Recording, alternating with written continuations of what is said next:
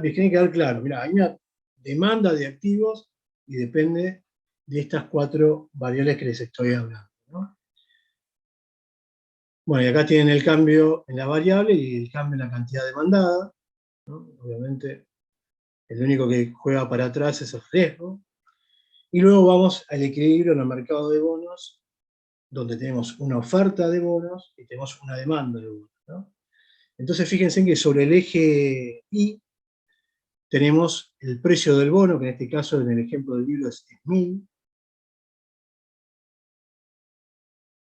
y tenemos la tasa de interés, ¿no? En el precio de 1000, la tasa de interés es 0, que quiere decir que el valor facial del bono es 1000, y las personas me le dan, en este caso se emite el gobierno, le van a dar 1000 pesos, ¿no? Entonces, como el valor facial es igual al precio, la tasa de interés es 0, mientras que si el precio del bono es de 9,50, si las personas le dan 950 pesos al gobierno, la tasa de interés, si los que se quedan hasta el vencimiento, va a ser de 5,3.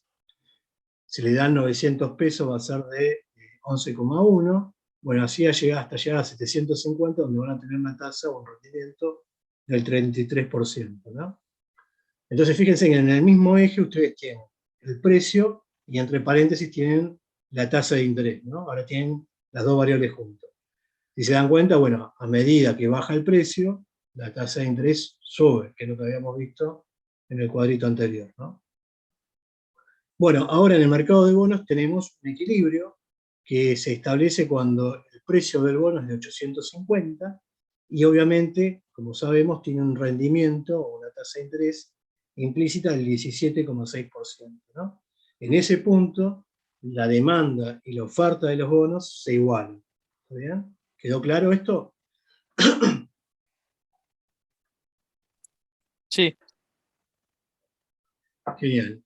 Entonces, ¿qué nos va a explicar Nietzsche? Dice, bueno, nos va a explicar que hay un equilibrio en el mercado y ahora lo que va a querer explicarnos es que hay una demanda de bonos que va a querer explicar esa demanda en función de qué está. Bueno, en función de qué está la demanda de bonos, vamos a decir, mira, el bono es un activo, por lo cual los determinantes de la demanda de bonos son los mismos que para el resto de los activos. Es la riqueza, es el rendimiento esperado, es el riesgo y es la liquidez, ¿no? Las 4 variables que le pegan a la demanda, al resto de los activos. Entonces, va a explicar todo eso, que es lo mismo que dijimos un ratito, y se va a concentrar ahora en los determinantes de la oferta. Y en los determinantes de la oferta de los bonos, entonces si quieren hagan ahí, anótense, determinante de la demanda de bonos, es la misma que la determinante del resto de los activos, ¿no? Riqueza, rendimiento esperado, riesgo, liquidez, y ahora va a explicar los determinantes de la oferta de bonos. Y nos va a decir que los determinantes de la oferta de bonos son 3. ¿No? Por un lado, la rentabilidad esperada de las oportunidades de inversión. 2, es la inflación esperada. Y 3, es el presupuesto del gobierno. Y acá hay que tener cuidado, porque nosotros cuando miramos la demanda, la internalizamos mucho más, porque nosotros somos consumidores, demandamos constantemente, pero ahora acá tenemos que poner los lados de la oferta. Es decir, tenemos que poner como empresarios, ¿no? O como gobierno, depende de qué es lo que estemos ofreciendo. Entonces, rentabilidad esperada de las oportunidades de inversión. ¿Qué implica?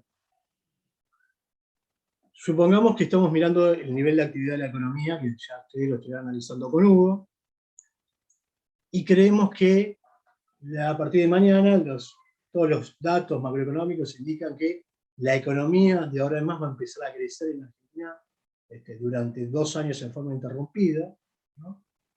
Eso va a implicar que los industriales digan, bueno, che, acá la economía va a crecer, quiere decir que si la economía crece, la gente se va a emplear más gente, los sueldos van a subir, entonces es momento de que empecemos a ampliar nuestras plantas productivas, porque vamos a enfrentarnos a una mayor demanda, va a haber nuevas oportunidades de negocio, por lo cual vamos a emprender en emprendimientos que antes no los hacíamos.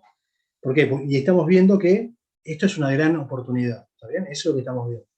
Entonces, ante esa rentabilidad que esperamos que va a haber en toda la economía, lo que decimos, bueno, mirá, tenemos que empezar a financiar proyectos que antes no necesitábamos.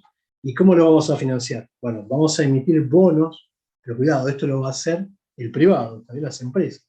van a emitir lo que acá en Argentina llamamos obligaciones negociables, bonos de ellas mismas, para colocar en el mercado, conseguir financiamiento, ¿para qué? Para comprar máquinas, ampliar sus plantas, etcétera, etcétera. ¿Bien? Entonces, ahora a las empresas, al emitir sus bonos, esto aumenta la oferta de bonos de toda la economía. ¿Se entendió? ¿Quedó claro? ¿Me puedes repetir lo último de cuando hace, o sea, para ver cuándo aumenta, digamos, la emisión de bonos? Bueno, lo que va a pasar es lo siguiente, como sabemos que la economía va a crecer, y las variables implican que la economía va a crecer durante mucho tiempo, los empresarios ven oportunidades de inversión. ¿Está bien? Dicen, bueno, la economía va a crecer, va a haber mucha demanda, es hora de que empecemos a realizar proyectos productivos que antes no hacíamos, o que compremos más maquinaria o ampliemos la planta. Ahora, para hacer negocios, lo que no tienen fuente de financiamiento, van a hacer, o que vamos a buscar en el mercado que nos financie. Entonces van a emitir bonos, van a emitir deuda a X tasa y la gente como va a comprar ese bono y ellos van a recaudar suficiente dinero para ahora ampliar las plantas, comprar maquinaria, etcétera, etcétera. ¿Está bien? Entonces, ¿qué estamos viendo? Como va a haber oportunidades de inversión, eso va a provocar un aumento de la oferta de los bonos. Ahora hay más bonos, producto de que todo el mundo ve que la economía va a crecer y se está endeudando para realizar nuevas actividades. No sé si ahí te quedó más claro.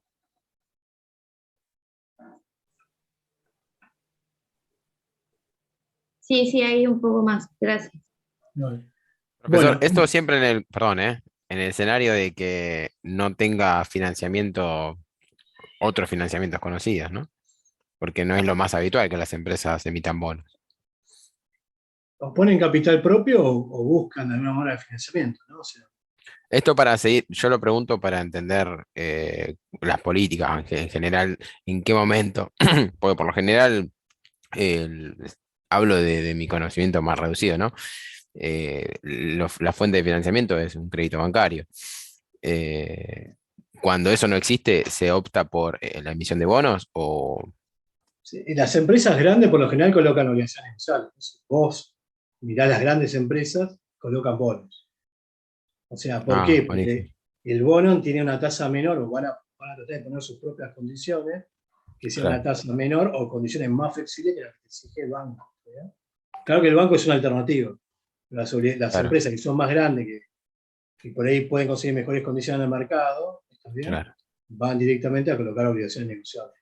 claro. Tienen... Ah, perfecto, no lo sabía eso. Muchísimas gracias. No, no. Y fíjense, de hecho, hay una página que se llama eh, Mercap, creo que te muestra todas las curvas de rendimiento de los bonos y tiene todo por distintos sectores de la industria, ¿no? Después eso lo operamos en todo caso la semana que viene. Entonces es importante, las empresas grandes por lo general colocan bonos o tratan de aplicar bonos, ¿no? Más allá que también pueden tomar algún crédito bancario, pero en general, si tienen que hacer inversiones fuertes, van colocando obligaciones negociables. La segunda es inflación esperada. Bueno, esto es relativamente cierto si es un país en el cual no haya una inflación muy alta como en Argentina, ¿no? Por ejemplo, en Estados Unidos ahora empieza a haber inflación, entonces los empresarios pueden pensar en emitir también deuda, ¿no? Tomar deuda, porque dicen, mira, si nosotros tomamos deuda, la inflación que va a hacer, la va a licuar esa deuda, va a ser menos pesada. Ahora, cuando vos estás en un contexto inflacionario bastante alto, bueno, tomar deuda, como está en Argentina, que es inestable y sin saber cómo va a nivel de actividad o qué va a pasar, bueno, ya es distinto, ¿está bien? Pero en términos de que si la economía no tiene una inflación demasiado elevada, es cierto que las empresas pueden aprovechar a tomar deuda, tratando de que ésta se vaya licuando, ¿no? Es decir, bueno, tomemos deuda porque acá hay inflación y esto lo va a licuar un poco. Entonces esa sería la segunda, es el segundo determinante, ¿no? Si hay inflación esperada, seguramente va a haber un aumento en la oferta de los bonos, producto de que las empresas piensan que esa deuda se va a licuar. Tercero, el presupuesto del gobierno, ¿no? Perdón, profe, el último resumen que dijo me lo perdí un poco. O sea, seguramente va a haber un aumento de la demanda de No, bonos, ¿no? la oferta de bonos. Ok, Entonces, como ven que va a haber inflación esperada, dicen, bueno, mira, a futuro va a haber inflación, a nosotros nos conviene emitir deuda y dejar que luego la inflación vaya licuando esa deuda, ¿no? Y la tercera es el presupuesto del gobierno, pero básicamente, ¿qué va a pasar? Si el gobierno tiene ingreso y tiene gasto, ¿no? Entonces, si gasta más de lo que recauda, lo tiene que financiar con algo, ¿está bien? Bueno, ¿con qué lo va a financiar? Bueno, colocando también bonos en el mercado, ¿no? Ahora, esto lo va a hacer el gobierno nacional, las provincias también emiten bonos, ¿está bien? Entonces, a medida que aumente el déficit fiscal, la diferencia entre gasto e ingreso, lo que va a ocurrir es que también va a aumentar la oferta de bonos en el mercado, ¿no? Entonces, si hay una curva de oferta de bonos, esto va a provocar un desplazamiento de la curva de oferta en el mercado, ¿está bien? Entonces, ya sabemos en el mercado de bonos qué está afectando a la demanda y qué está afectando a la oferta de los bonos en el mercado de bonos. ¿Quedó claro? Bien, profe. Genial.